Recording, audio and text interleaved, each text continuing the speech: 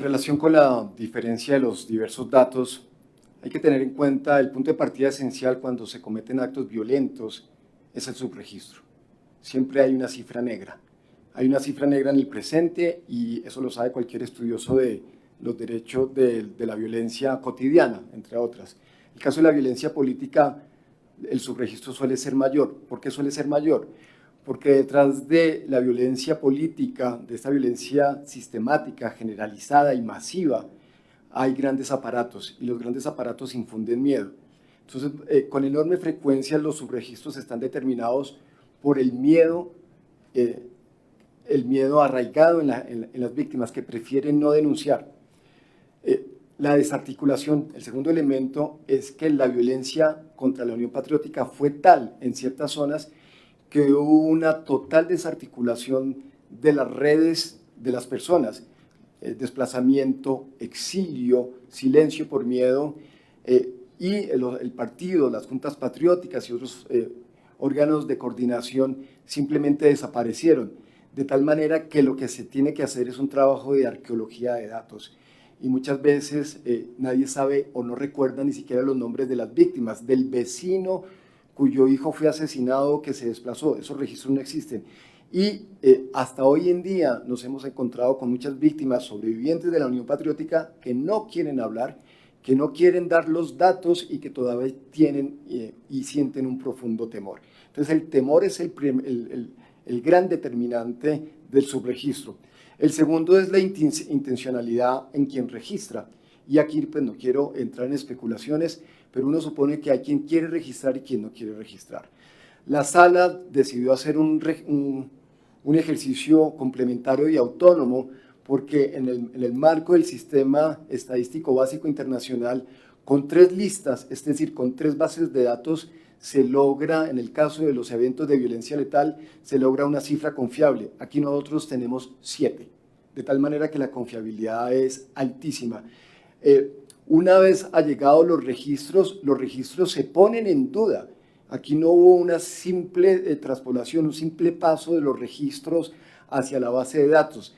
De hecho, ni siquiera los registros de la Fiscalía General de la Nación fueron aceptados simplemente, sino que fueron revisados. Por decir algo, en el caso de la Fiscalía General de la Nación, fueron excluidos numerosos registros de la base, para la base final, porque incorporaban a víctimas cuya militancia no era de la Unión Patriótica o no era aprobada de la Unión Patriótica. Voy a poner un ejemplo.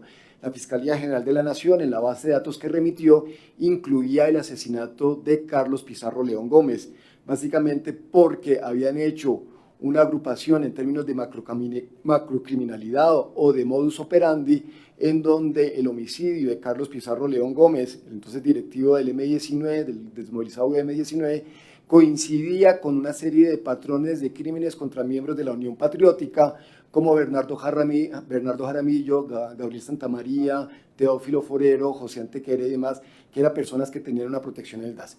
Entonces, ni siquiera esos datos fueron incorporados de manera inmediata.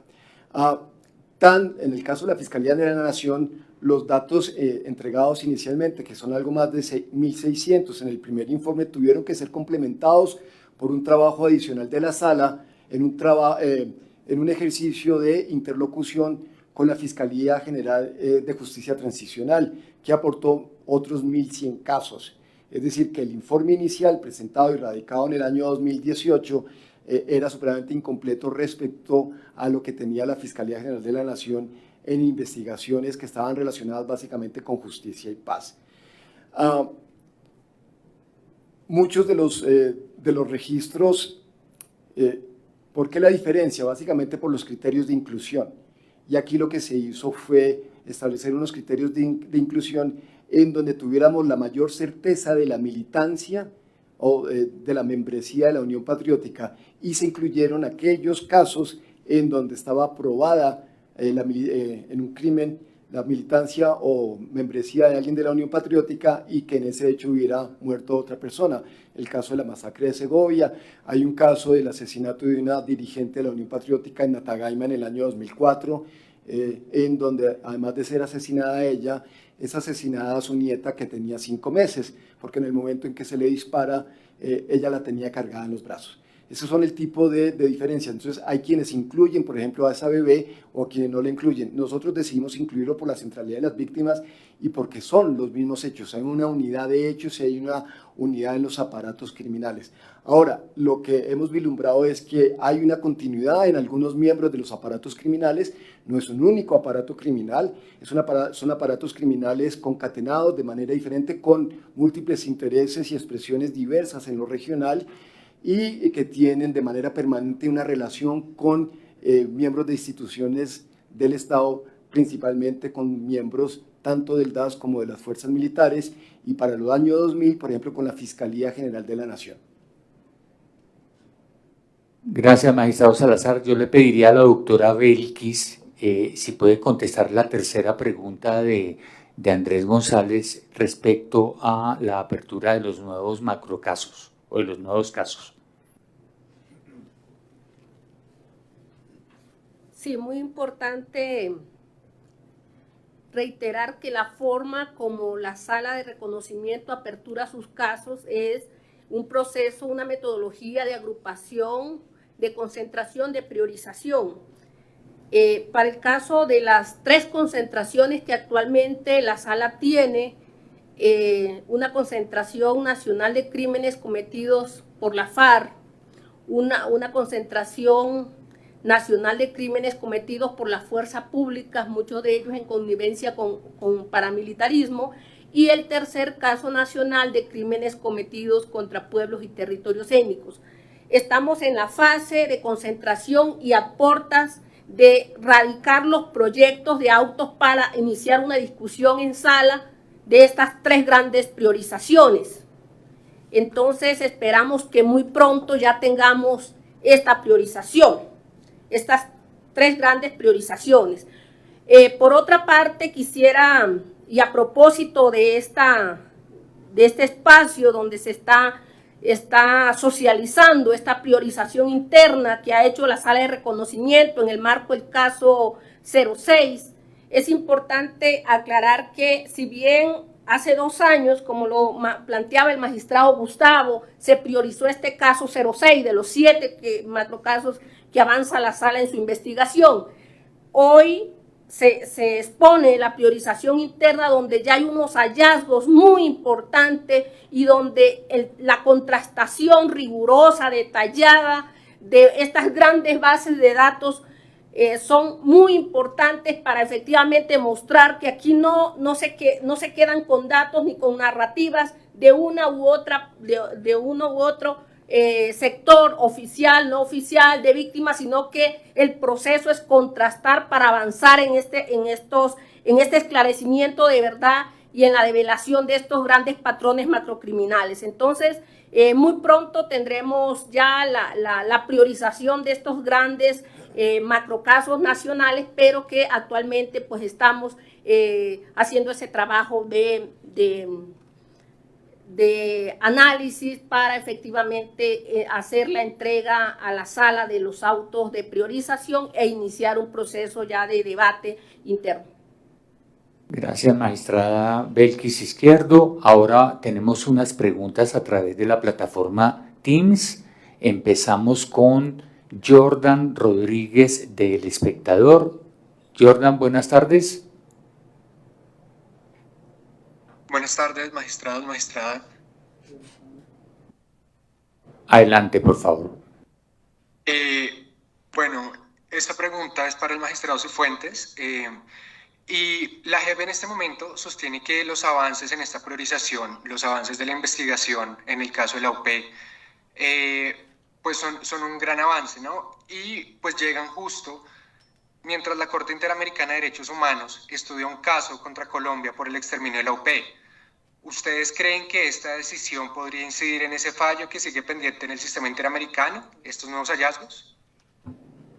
Bueno, la Jurisdicción Especial para la Paz investiga, juzga y sanciona como órgano jurisdiccional del Estado colombiano, pero la investigación se endereza a establecer responsabilidad penal individual. Ese es el cometido propio de la jurisdicción. Ahora, ¿qué incidencia pueda tener una decisión de la de la JEP en relación con la Corte Interamericana, pues es un asunto que todavía no se ha examinado en el contexto de los mecanismos de protección de derechos propios del sistema interamericano.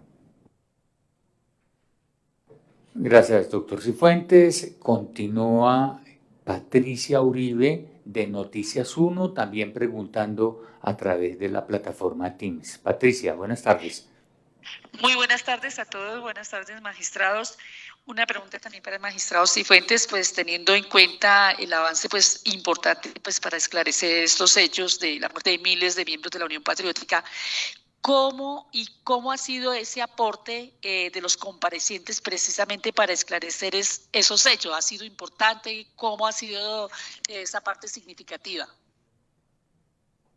Sin perjuicio de la respuesta del relator, doctor Gustavo Salazar, quiero señalar que contar con estas fuentes de información que se ha determinado, como son el informe de la Fiscalía General de la Nación, la información del Centro Nacional de Memoria Histórica, la información de la Cancillería junto con el Centro de Recursos para el Análisis de Conflictos, la información de la Dirección de Justicia Transicional de la Fiscalía, el Registro Único de Víctimas y el listado que la Sala de Reconocimiento de la JEP construyó con los datos de víctimas de la UP que viven en el exilio y que participaron en espacios de escucha realizados en conjunto con la Comisión de la Verdad y que concluye con el informe de la Corporación Reiniciar, pues es una base muy importante a la cual se agregaron las versiones que se han podido recoger y los datos internos propios de la jurisdicción.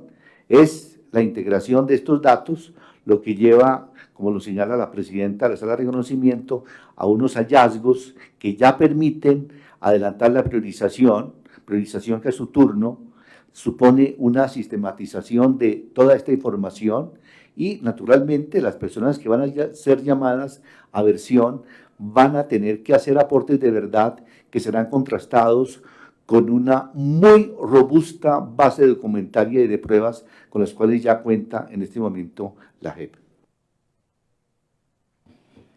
Adicional a lo que dice el presidente, cuando un caso como el de la Unión Patriótica se abre, tiene que trabajar sobre lo construido y a pesar de la altísima impunidad en la justicia ordinaria, que es una de las razones por las cuales se tiene que abrir el macrocaso de Unión Patriótica, hay alguna información importante en Justicia y Paz, especialmente en Justicia y Paz, por participación y confesión en las versiones libres de los exmiembros de los grupos paramilitares.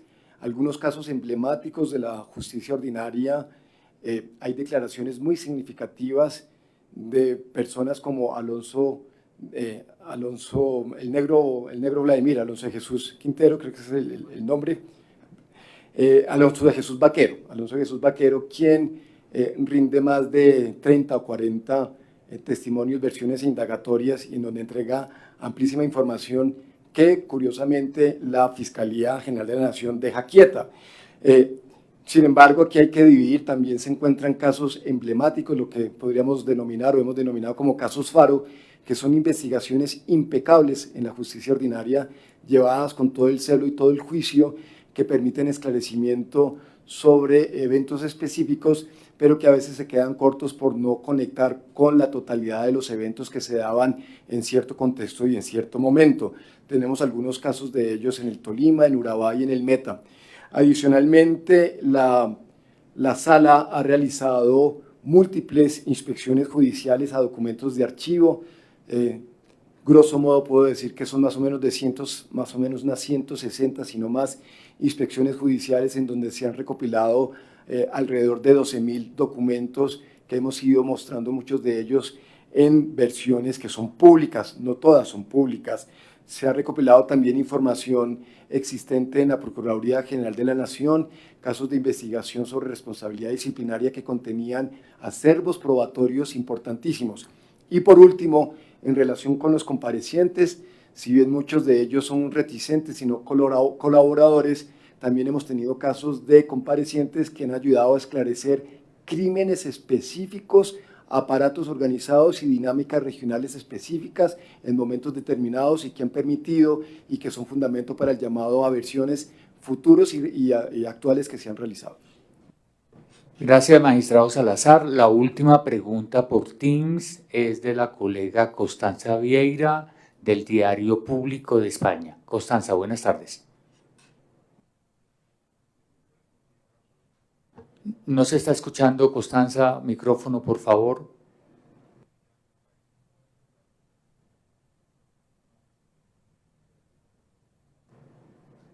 No sé si podemos... ¿Ahora sí? Ahora sí. Gracias. Buenas tardes, señores magistrados. Yo quisiera, dado que esta ha sido una revisión histórica, digamos, de la matanza de la Unión Patriótica, podemos afirmar que llevamos 2 generaciones en este problema del asesinato de la gente que está como denominador común, digamos, por la paz con la guerrilla. ¿Qué se sabe sobre los autores? ¿Cuál es su hoja de vida? ¿Dónde estuvieron trabajando? ¿Dónde siguieron trabajando después de estos crímenes? ¿Y qué están haciendo ahora? ¿Qué se sabe sobre ellos? Bueno, esa es una pregunta que solo se puede responder de manera específica para cada caso. Gran parte de los comparecientes son adultos mayores, lo cual implica un reto en términos del desarrollo de las diligencias. Estamos hablando que muchos de ellos son personas con frecuencia por encima de los 70-75 años. Eso ha ralentizado un poco la dinámica y impone ciertos retos. Entonces, muchos de ellos son en este momento pensionados. A pesar de las indicaciones, en muchos de los casos, la mayor parte de muchos de ellos también han sido asesinados o simplemente murieron de muerte natural.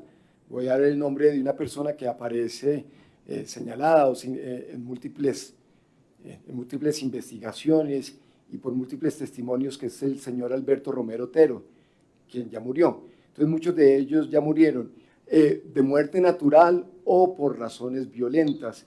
En el caso de la seccional DAS Antioquia, para finales de los años 80 nos hemos encontrado que gran parte del personal del DAS asignado en ese momento, sobre el cual estamos investigando conductas, muchos de ellos murieron en hechos posteriores. Nosotros no investigamos exactamente qué entraron a hacer o no entraron a hacer. Y otros tienen agencias de consultoría y demás, pero pues no hemos aglutinado y no puedo describir en qué se dedican en términos de universo, pero grosso modo es eso. Muy bien. No sé si el doctor Cifuentes quiere agregar algo. Entonces, hasta aquí llegamos con esta convocatoria de prensa. Muchas gracias a los colegas que asistieron.